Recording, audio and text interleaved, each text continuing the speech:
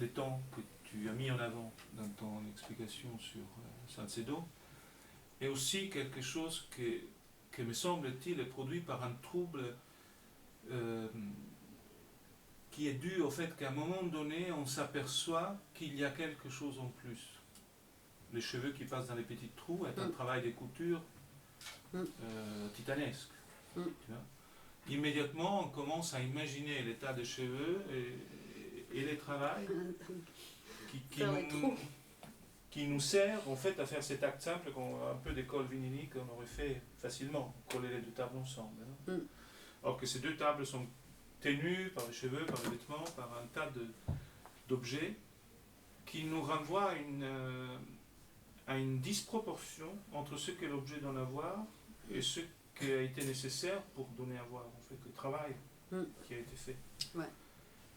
Et je pense que dans cette disproportion, il y a un geste qui appelle au politique, mais à travers une voie très rituelle. C'est-à-dire que quand tu te poses la question de pourquoi on a travaillé autant, cela évoque immédiatement une nécessité, outre que la satisfaction personnelle, qui en plus ici n'est pas visible. C'est différent, tu vois, une des défauts typiques du jeune peintre est qu'il travaille beaucoup parce qu'au fond ça lui plaît beaucoup. Non, et donc il bosse, mais c'est un plaisir absolument subjectif qui conditionne le temps. Alors, il me semble que, au moins dans mes expériences personnelles, le travail est pénible. Même s'il y a une excitation qui est dans les buts de ce qu'on va faire, elle n'est certainement pas dans la fatigue de faire la chose, répétitive, constante, désagréable. Mais que cette disproportion est quelque chose qui appelle à un pourquoi. Et quand tu passes autant d'heures pour faire un objet, tu dois avoir une très bonne motivation. En fait. Et ça, le spectateur est quand même laissé tout seul avec cette question. Parce que même si dans ses interviews et dans ses livres, elle laisse transparaître que parfois il y a des objets précis, qu'il y a des raisons précises, cette raison, la pièce elle-même ne la donne pas. Non, mais la pièce donne quand même la compréhension du travail. Oui. Et de oui, donc elle me pousse infatigable. À me poser la question pourquoi autant de travail. Partiellement, c'est un hommage. Si. C'est un peu comme William Kentridge qui fait des dessins, des animations, et plutôt que d'utiliser un ordinateur parfaitement adéquat, il fait des dessins sur des grandes feuilles qu'il efface, qui complète, qui change, et chaque état il prend une photo, il met les photos ensemble et il a l'animation, mais ça prend un mois de faire une petite séquence d'une demi-minute. Pourquoi ?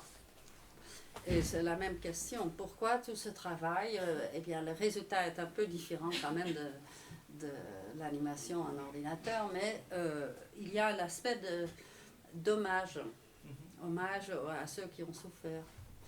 Une espèce de rituel aussi, de prendre son temps, de donner le temps. C'est pourquoi j'avais appelé ma conférence d'hier « Donner le temps ». C'est un don du temps.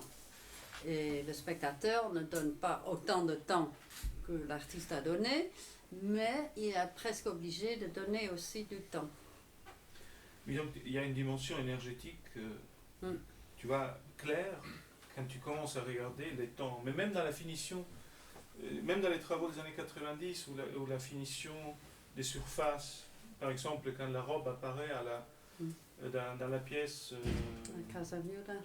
Oui, celle du viol, la pièce avec les vêtements qui passent du coup sous les tabourets. Quand il passe sous les tabourets, il est tellement lisse que les fleurs de la dentelle. De la dentelle du vêtement arrivent exactement à la surface lisse de l'objet. Et je ne sais pas si vous avez remarqué que la dentelle de cette pièce arrive exactement à la surface lisse, et quand vous la regardez, ça semble être la même surface, comme si c'était une peinture en fait.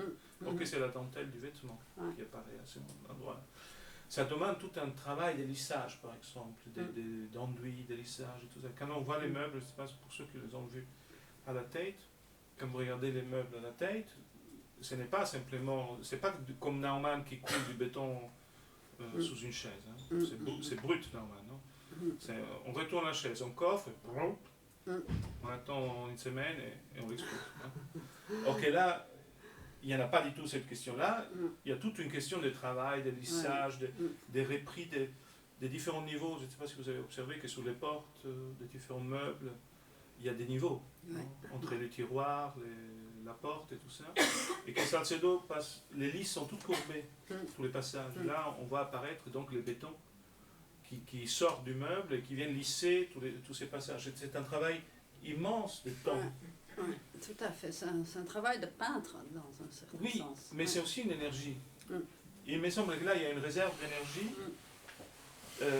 qui est disproportionnée et qui est stockée. Ouais. Tu vois, c'est comme une batterie qui stocke de l'énergie. Oui, d'accord. Et qu'à ces moments-là, quand le spectateur est capable d'interpréter le travail, il y a un déclenchement.